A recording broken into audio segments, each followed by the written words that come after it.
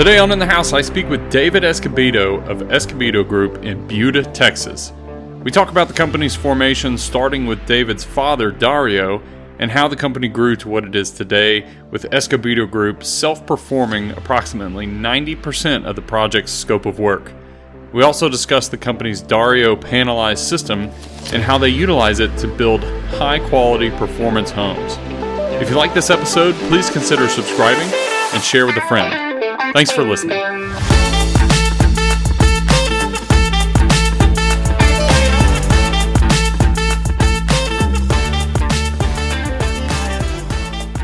Hey everyone, before we get to the episode, I wanted to tell you about trademarks. I have spent hours on the job site doing layout, laying out doors and windows, lighting, HVAC, plumbing, millwork, ceiling details, wall details, tile and countertops, the list goes on and on. Nothing is more frustrating than losing those precious lines and marks, swept or washed away, walked on, and forgotten. Well, no more. With trademarks, those all-important details won't be lost or overlooked. Using trademarks on your project has many benefits. Have better communication with your team. Make site walks a breeze by allowing homeowners and designers to visualize the ceiling plan. Easily double-check installations to maintain accountability with approved layouts. And they look good. Order some today at trademarklayout.com and use them on your next project. Now, back to the episode. Well, hey everyone. Today I have a special guest with me. I have Mr. David Escobedo of Escobedo Group. And David, it is an absolute pleasure to have you on, and I'm really excited to get to talk to you. Well, I wanted to really open the floor to you, and I wanted to understand your background. If you could, go into your childhood and tell me about growing up and the family business and how Escobedo got started. Sure. It's a good story. My father survived World War II. And when they made it back to Corpus Christi, where he was from, he and his buddies sat around and said, now what do we do? So they said, let's build houses. And they looked at each other and the story my dad told me, and that they said, well, who knows how to build a house? So they basically learned how to do that. And really? It was pretty simple. They would take the deed to the land and build a house. And you're talking 800, 900 square foot pier and beam. Right. But they would do everything, the pier and beam, the all the framing, the cabinets, electrical, plumbing. So they started doing more of that and started becoming a little bit successful. So they needed a bigger market, so they moved to Houston and and started building there. So with that being said, that's how I grew up in the construction business. So that was my summer job, and every summer. Right. And I liked it and decided to stay with that as my career. Is that what you felt like you wanted to do? I mean, you were kind of steeped in that from a young age. I mean, you never got the feeling like you wanted to do something else? Like you knew from the get-go that was it? Yeah, of course, right. But I knew I was good at it. So right, that's kind of when I get asked by young people, well, how do you do this? I said, well, you need to have talent. You need to be good at what you want to do to be able to excel and then go from there. A lot of people say, well, I can do that. And no, you really can't. So, and it's an eye opener to them. But no, that's what I wanted to do. My off time, I'd go to my dad's shop and I'd build things out of wood. It's mainly wood, bird cages and swings and all kind of things. So I was always into creative.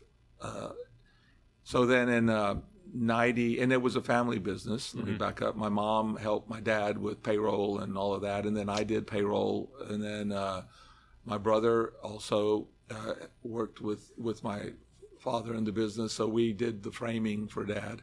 So I framed for 18 years. And in Houston, the houses became more and more complicated with 7 pitches of roofs. And they were trying, you had to make them different to be able to sell them because it was a fierce market.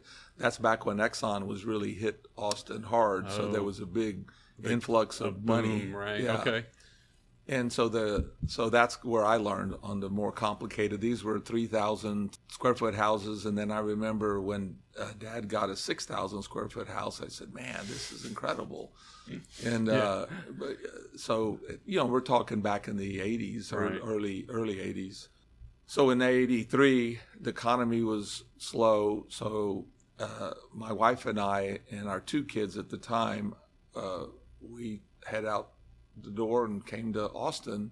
And I had a couple of contacts here, so I came here as a subcontractor, framing. Yeah. And we're doing track homes, and that was the lowest point of my career. But I got good at it, and at that point, they were paying $1.45 a square foot, and when I left there, I was getting $2.20, $2.50, and they were buying my nails. Wow. So I was in great. I was in high cotton, but I couldn't stand it. So I finally got the big house I came here to frame, and then from there I kept going forward with it. And my dad would always form set but we didn't pour the concrete or tie the steel. We would just do the form setting. Okay. Because Dad wanted it because we were going to frame on it, and he Right. wanted it He to wanted be to be right. right, So yeah. I had that ability. So I did that here, and then I got the look, what are you doing framing it and doing the form setting? Yeah. And I said, okay. And then years passed, and then I just started doing the concrete also. So then that was even a more eye-opener. Well, what are you doing? You're the framer, and you're doing the foundation. Yeah.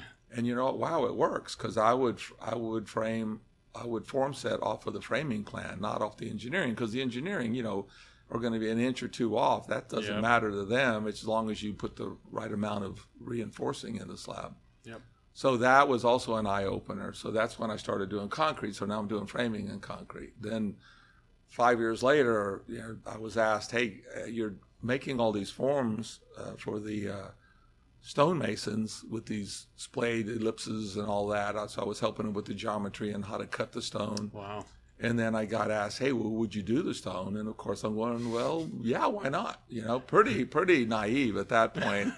I was in my late 30s probably. And then it just worked out. So then stone became a huge part of our business for a while. We're doing these complicated things, as you and I discussed earlier.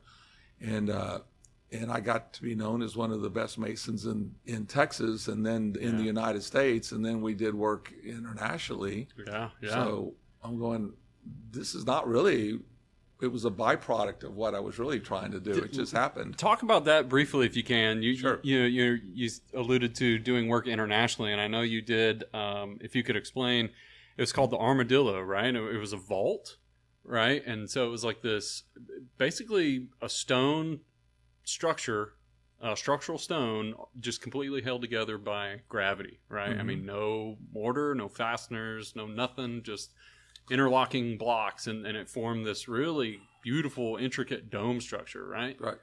So that how that all came about was I got a call from this gentleman, John Oxendorf, and he is a professor at MIT. And he said, David, I've seen your stonework, and I have this PhD protege that's working under me, and that's our specialty is stonework. We go all over the world understanding how the pyramids were built, how the great cathedrals were built, and why they work and why they don't work.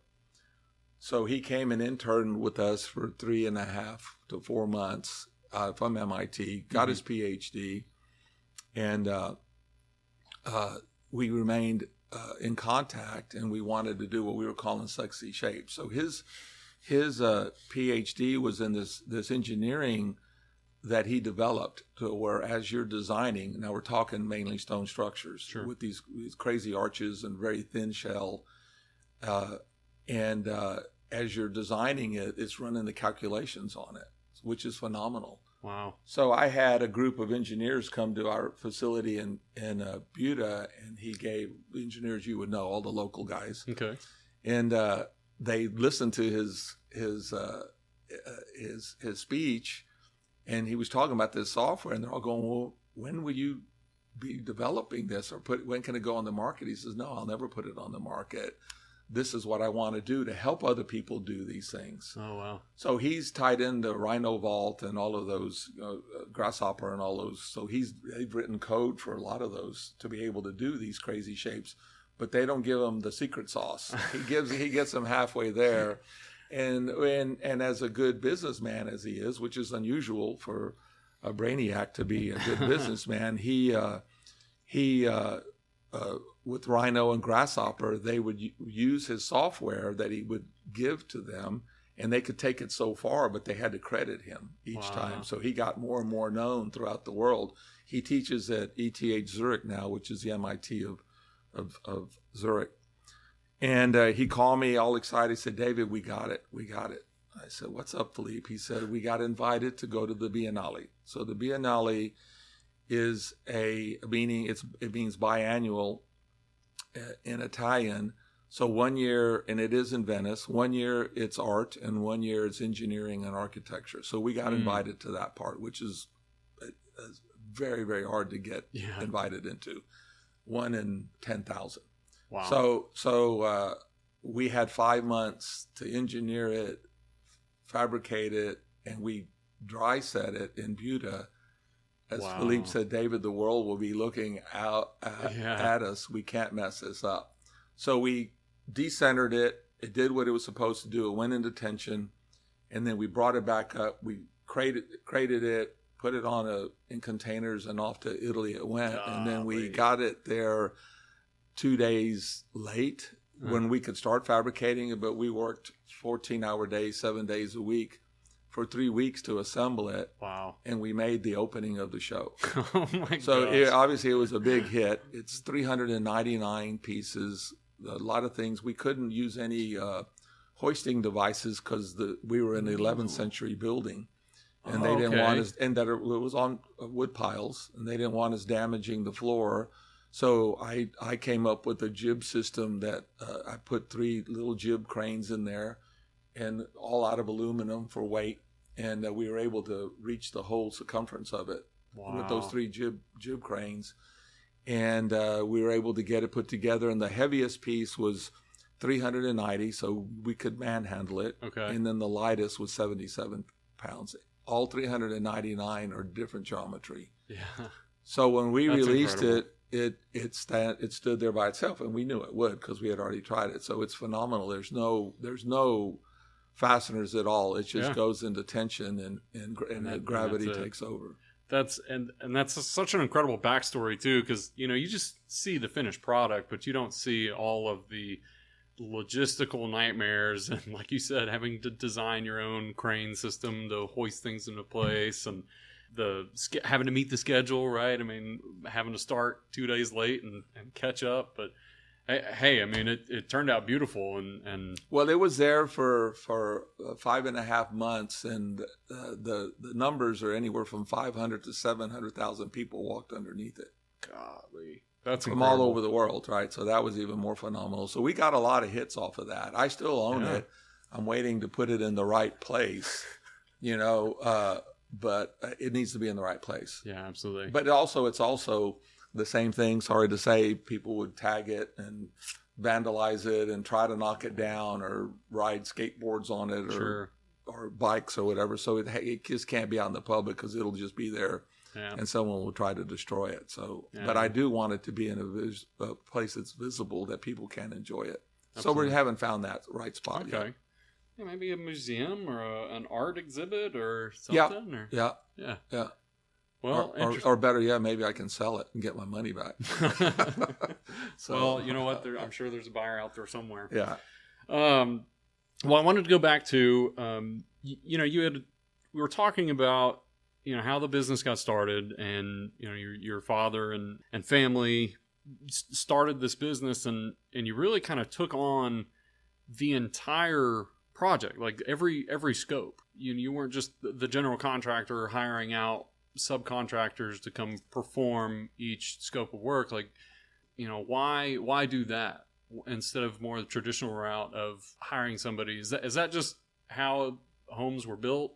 Well, when you got started, or why did you go that route? Well, let's start back a little bit. So in the 70s, 80s, the big general contractors, Right. commercial, they did their own concrete work, their own excavation.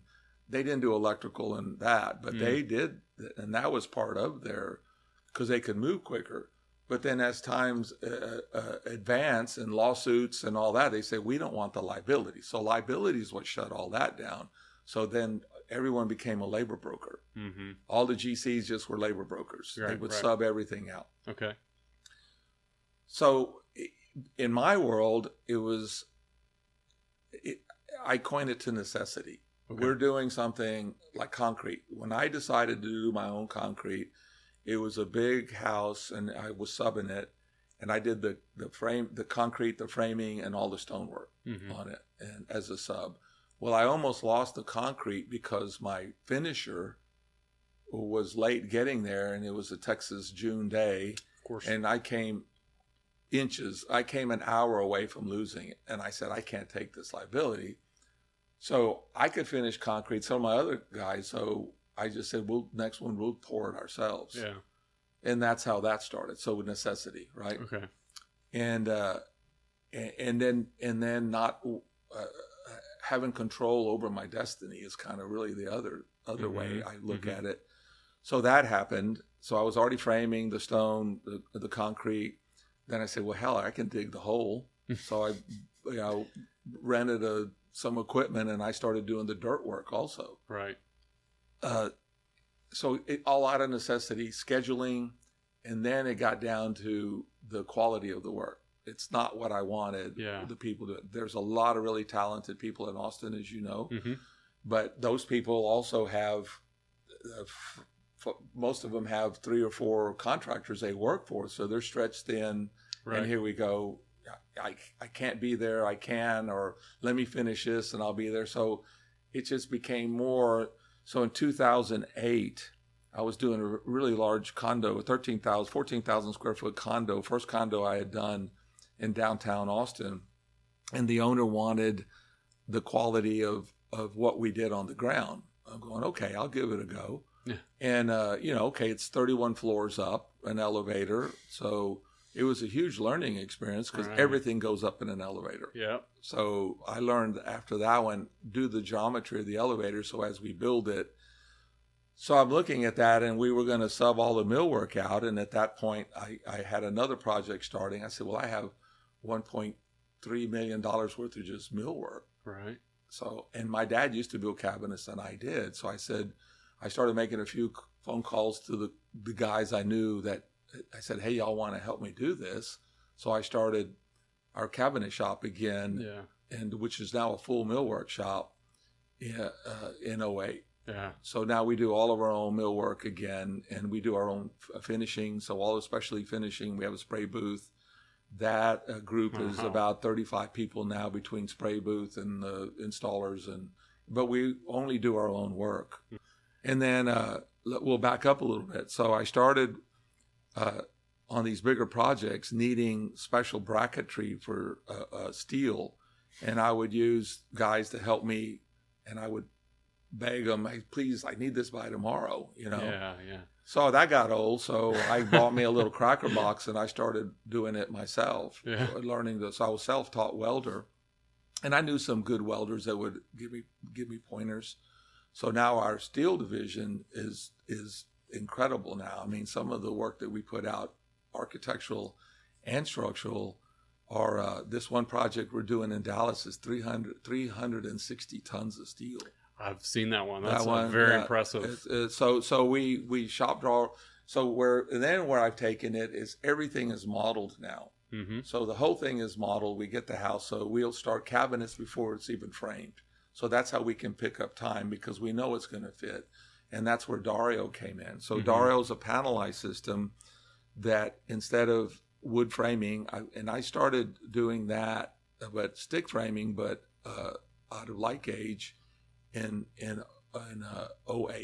Okay. When I did that big ranch house out in the hill country. He wanted it to be bulletproof and maintenance free. So I said, let's just use steel studs. So that's when we started in 08. Like literally bulletproof? Or Well, yeah, most of it's bulletproof. Right, It's okay. concrete. It's concrete, steel, and 12 to 14-inch thick walls of stone and concrete.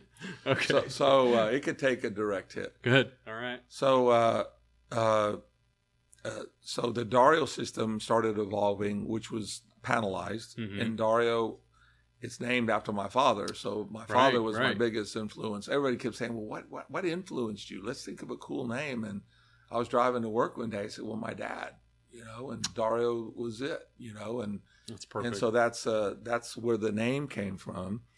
So I like everything that I've done. If I needed a piece of equipment, I have the work before I buy the equipment. Not Sure. like buy the equipment and go, hey, And hope walk for the around work, with yeah. the sign saying, hey, backhoe for hire. Right. So the Dario system has been going for 6 years, and now, as of last week, we're going to start offering it to other general contractors. Right. So we'll come and put the shell, what we're calling the shell package. We'll do the whole frame for them, and it's ready for windows, doors, your mechanical, but it's all modeled. So if depending on how far we take it with each individual, we can take it into the mechanical and work all the chases through the system instead of what typically happens, right? Sure. Well, that we got to put a fur down because the duct doesn't fit. So all of our projects are all of that is worked into it to begin with, and what we call pre-construction services. So yeah, I wanted to, if we can dive into that. I wanted to ask about really, what services, if we could go in specifically. I mean, are you doing the design, or are you taking an architect's design and then planning the panels based off of an architectural design, or can you do both, or how is that? We can do both. Just explain a little bit of that. Yeah. So back 20 years ago, Juan Moreau, respected architect at UT, I know him, and I asked him, Juan, do you have a student that would want to learn to build? So I thought, okay, and you know how this is. It's hard to teach someone to get a set of plans and really understand how to read it, right? Absolutely. So I said, well, if you're coming from an architecture background, you've been taught to draw, so you should know how to read a plan. Sure. So I did that. It was a female. She worked for me for 10 years, and I said, this is it. So she learned how to build. Okay. We taught her that, but as far as reading the plans and understanding the plans and elevations and door openings and all that, okay, that's why she went to UT and got her master's in architecture. So right now we have 7 architects in our firm. 4 are licensed, but we don't. Right now, we're not designing anything. Everything is our clients come with an architect. Right. So we're working with architects all over the United States and engineers all over the United States. So we explain the system to them, and everyone has bought into it. This is great. This is great. Yeah. So we collaborate with them in this model on their concept, and then we engineer it. We are not an engineering firm, sure. But we have a lot of experience. I can give you an idea what 90% that it's going to work the way we plan it. So we do that, and then we use a third-party engineer. And the reason I do that because, the wolf isn't watching the chicken coop, right? It's a different, right? So now we have this third party who's going to analyze it. That's right. And stamp it. He's not part of the Escobedo Group. So. But no, the answer to that is right now we do have some designs that we want to promote that are smaller. We're not trying to solve the housing plight in America. Sure. We're at a different level than that. But at one point, I'd like to do that. We could push out a good product for the masses more than just the prefab system, more than just the 1% on who we work with, right? Yeah, sure. And so when it comes to mechanical system, is that sort of a similar process? Because I know not every project. My assumption is most of the projects that we do, they're going to have a mechanical engineer yes. design the mechanical systems, yes. and electrical engineer do the electrical and plumbing.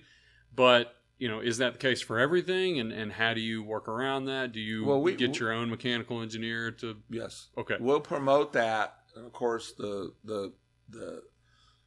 the architect has a lot to say with that, but Sure. when they understand what we're trying to do, like the project in Dallas, all of the mechanical routes were figured out beforehand, working with the mechanical engineer and the sub installing it. So there's two party there. I say, yeah, I can do this, I can do that. So all of the holes were already in the steel that needed to be put in the steel instead of this, what do we do? That's about 97%. We had to back up on a few little things, but minor. Right. But not the typical, well, my duct's got to go through here and you got this big steel beam. What am I going to do? Yeah. Or this big laminated beam or whatever. So that's how we're going through that process. At all of our projects, that's what we're promoting. The 5 projects we have, and we don't do 10, 15 houses a year. We can't because we build 90% of it ourselves. Right. So we'll get ourselves in trouble and be just like every other sub that can't keep produce. Up. Yeah. Right. So we have to be careful with that. So we have 5 right now, and all of them are Dario, and all of them are working in that same process. From one of them is a remodel, and it was 7,000, and now it's 8,500. And it's wood, but everything else is 100% Dario, anywhere from that 8,000 square foot up to 36,000 square feet. So it's a broad, and and from very modern to transitional to very traditional. So the gamut of the style of architecture is all over the place. So Dario can do any type of architecture. That was actually, I'm glad you brought that up. That was one of the questions I had about the panelized system was, does that put limitations on the architects? Does that put limitations on design at all? No. I mean, so no matter the style, nothing. So I try the simplistic way to explain it. Yeah. And you framed and I framed. Concrete's poured. We go out. We pop the slab, right? Then we start cutting our plates. Then we nail it together, and 5 guys, depending on the size of the wall, 10 guys would come heave ho. We stand it. We brace it. It's exactly what I'm doing. Only I'm doing it in a controlled environment. It's a wall. If you walked in, that's a header, that's a T, that's a corner. Yeah, it's the same thing. They're not nailed together the way wood is. Our corners are a little bit different. Our T's are a little bit different, but it's and that's just it. Only it, and what we then it's waterproof because we insulate to the outside. Okay. So that's all insulated. We're able to meet higher R values than required. Okay. And then it's loaded onto a truck, taken out, and lifted with the crane, and they set in place. So we're just setting the walls that we would be nailing together and standing, only they're already come made. So, and we've done, you can see the videos and the time lapse on them, and 7,000 square feet and dried in 5 days. Wow. So it's just it just all goes together. So the computer. So what I was saying earlier is why I'm not launching it till now, and it's taken about 6 years for me to feel comfortable that now I'm ready. So let's move it, like buying a piece of equipment.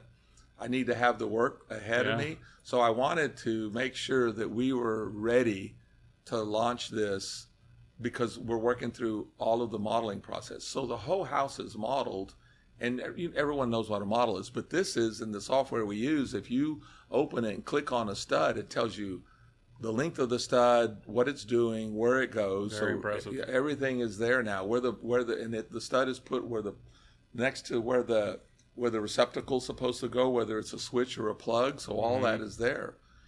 And some of it you can't take it too far because you wind up, the client goes, so I have to make all these decisions, or the interior designer. No, it's like anything. Only instead of a Sawzall and a nail puller, I just take a screw gun and unscrew the screws, and I can move the joist or the stud where you want it. Mm-hmm. But what we're trying to do is make people think up front what they want, mechanically, electrically, and all of that. So that's how that's going together. Are these panels, are they pre-wired? Do they have... we're not there. We did pre-wire smaller structures and plumbing, which was awesome, and I want to go there. So the pods for the bathrooms were 100% done. Toilets were set. We would take the shower glass out and the mirrors, but we could set the whole pod because we engineered them so stout, and you set it. And technically, if you could plug it in, connect the sewer and put water, and it's flushable in an hour. Yeah, that was, you were talking about that, and that brought up the question of, especially on very complicated builds. Yeah, I mean, you're right. In order to get that level of detail, on the finish out, I mean, you really have to be able to model, all of the interior furniture, all of the fixtures. You can. You can, but we're not taking it into furniture. We're taking it into the structure, the windows, the header heights, all of that. That you would go out, and when I framed, I'd get a list, and say, well, here's your Marvin window rough opening, and you start figuring it out. Well, how many trimmers do I need? How many corners? How many T's? And hey, guys, here's the list. Start cutting it and nailing it together. That's how it's done, but this is done ahead of time. Right. And I love what I like about the panelized system too is just, I mean, rain or shine, you can crank those things out. I mean, it's in a controlled environment. I mean, you're not subject to the weather, right? As you are on a normal job site that's just out exactly. The Colorado project, just by chance, a repeat client. I did this big house. I'm telling you that we did. The bulletproof one. Then he has his ranch in Colorado. He said, David, can you help me here? I said, of course. And he already knew about the panelized system at that point. It wasn't called Dario at that point. So just by chance, the way the weather hit, it's the coldest zone in Colorado, red zone. The record's been 58 below zero. Wow. So when we were building it here, it was 20 below zero up there, right? And then as soon as the weather broke, just happenstance, right? We were ready to mobilize. So it was still, 20. It was still 20 degrees, but not this craziness. And so and everybody goes, this is it. And all of the locals are going, this is great, man, because I can only work so many months a year. And if I could get like 5 of your Darios or 4, and we're talking smaller houses then we have work through the winter to be able to work inside. Yeah. So that's another thing that I'm thinking about and will promote more for rural communities like that you can bring these in with the shell package and have these put in, and then they can finish them out. So you're building here in Texas. We're a hot, humid climate zone, but you're building a panelized system for a project that's in a cold climate zone. So how do you, and then also, I mean, just the code requirements change.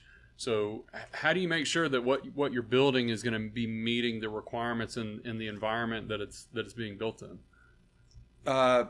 Well, a couple of things. One of the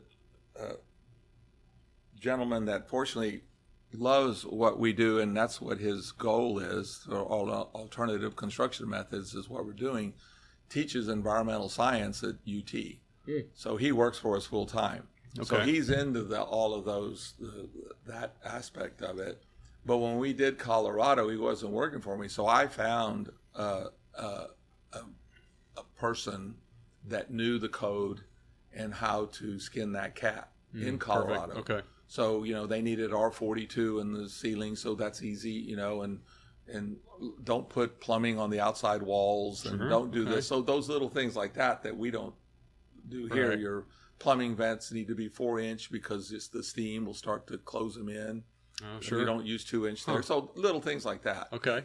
So we learned all of that. One of the things that he told me, when we said we're going to start insulating the outside, which he loved, he said, yeah, David, the saying is when it's cold, do you eat your sweater or do you wear your sweater? Yeah, I've heard that. You've heard that one. So I'm going, I said, I kind of thought about it. That's exactly right. So now we're insulating to the outside with non-off-gassing products. And so we're trying to be more earth-friendly with those kind of things, recycling because the light gauge is about 80 to 90% recycled. The heavy steel, depending on what it is, isn't. It's still fresh iron ore, but they don't recycle too much of that because of the ASTM that they have to meet and all of that kind of stuff. So, but the light gauge we can. So that's the big difference, and we're trying to be friendly that way also. So the other thing is that waste. So a 9-foot plate yeah. line, well, they pre-cut now. But if you're 9'4" for some really silly reason, Yep. will you buy a 10-footer and you cut it off, right? Well, we invested in our own machine to roll our own light gauge. So we roll our own light gauge now. We can roll anywhere from 11 to 22 gauge, from 14 inches down to 2 inches in width. So there's absolutely no waste. The only waste that we have are the service holes that we punch in the studs, which now you can put them wherever you want because that's not code. Right. The studs go, so we put them at 18. We put them where the plumber wants them, and where we can take it further, it'll actually punch the holes in the studs to give the fall of the plumbing. We're moving in that direction, but that's not where we are right now with it. That's so incredible. I mean, the saying of if you want something done right, do it yourself. I mean, yeah, y'all absolutely that's what y'all do. I mean, getting your own machine to roll your own metal studs. I mean, that's just. I don't know if you've seen our cranes. I haven't. I know you have your own crane division too, like all the equipment and everything. Well, the reason the crane started was necessity again. I'm lifting all this heavy stone, the Mayan house, and I'm leasing this crane, and I'm scared to buy one. And then at the end of the 2 or 3 years, I look at what I spent on leasing it. I could have bought one. So, Right. Yes. So then that mentality hit. So then we just started buying our own equipment, and the crane division just took off because we're servicing. We've done a lot of work for you guys, Absolutely. And, so yeah, that's how that evolved too. But we needed. So I had with those big jobs I was doing on the stone for like 9 years straight, leasing a cranes. I'm going, this is ridiculous. That's a lot of money. Yeah. Yep. So that's kind of what that turned into, and having the right people. The other thing Yeah. on all of this, we are so fortunate to have some of the best talent in town that physically work for us, and the best thing is we're getting calls from around the country now that we're more out there on social media, Sure. wanting to come work for us. So that's even better. I mean, granted, anyone can knock on the door. You got to check their qualifications, but these guys are coming from, especially in our millwork division, because they're seeing the millwork that we're doing. And then with the Dario, we've got a lot of really intelligent, bright people that are writing code, and that's what we need. So we can write code on how to manipulate these softwares to make it skin the cat easier, because that is our Achilles heel, is the modeling. Getting it because it takes a long time. So we're trying to reduce that. We've reduced it quite a bit, and we're trying to even take it into half the time to get it done. Wow. Yeah. Because we can build it faster than we can draw it. Engineer it. Now the architects, we're doing everything that they want. Only they're not telling us, they don't tell you how to frame it. So we're framing it the way we need to frame it. So you're releasing this product, the Dario system, into the Texas market. I mean, where would people go to find this system, and how would they reach out to you if they're interested? If they get on our website, it'll tell them where to go. Okay. So just escobedogroup.com. Okay. And get on, and it'll bring the Dario. There's a division for Dario. We're going to probably launch one just for Dario. Okay. And it'll give you the numbers on who to get in touch with. And yeah, it's going to, it is the future. You know that. I mean, we have to do something. Sure. I mean, the skill set people aren't wanting to do, even though we are getting more people more interested in the trades again. Yep. But for a while, you couldn't find anyone. So we promote it. We work with ACC, and our welding division gets a lot of those young guys coming out. Whether they're talented or not, they have all the circs to come in and do it because they went to school. But whether they can do structural or whatever, we have to see. Right. I'm really interested, and I agree with you. I think panelized systems, I think, are going to increase in popularity, and I think a lot more builders are going to see it, especially, I mean, even builders who do, really complicated projects. You're always fighting the schedule, and I think if there's a solution to that, one of them being the panelized system to not only maintain the highest level of quality possible and budget, but also to meet your deadline. I mean, that's always been a challenge, you know, with these really complicated projects is meeting the schedule deadline. That's exactly right. But now with our we have 68 projects on the ground. Wow. Okay. Right, from 800 square feet up to now this 36,000 square foot. So we're running all those numbers, and we're number freaks. We code everything. We okay, how much did that really cost? If you ask me, at the end, I can tell you to the penny what it costs. So that's really how we're driven. Okay. So all of our employees code everything. If they did 5 tasks during the day, it's 5 different things they code. So it's not just I worked 8 hours. I did 2 hours doing this. So welding and the how the machine's running, and because all those machines now are built to tell you how many lineal feet or how long they've run, so we can put our stone machines and our welding and all that into that and say, okay, we welded on that. It took this long to do it. Wow. Welding time. How much wire, how much. So with the Dario, we are doing one. It may be our first shell package that'll be here in Austin. It's about a 17,000 square foot house. The clients really bought into it. The numbers are about right on what the contractor said he had in it for framing and then an insulation. So I said, no, we're insulating it also, the exterior. So you need to add that into the equation. So once he did that, and then the waterproofing, and he did that, then we're really close to what he had budgeted for those 3 items in our one number. That's impressive. Yeah, so I feel good about that.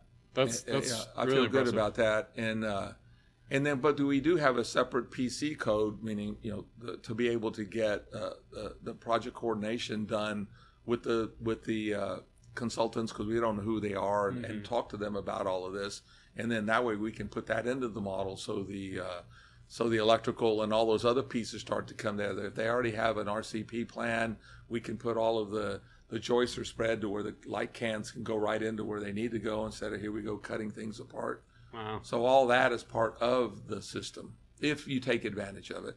And the other thing I like to say, you'll see this on this this piece that we did for it. If the contractor takes advantage of it, we'll get it there. And if you need to have your subs ready to go, because in depending on the size, in 30 days you're going to have a dried in, waterproofed structure sitting there ready for all these things. So have everyone lined up ready to go. Yeah.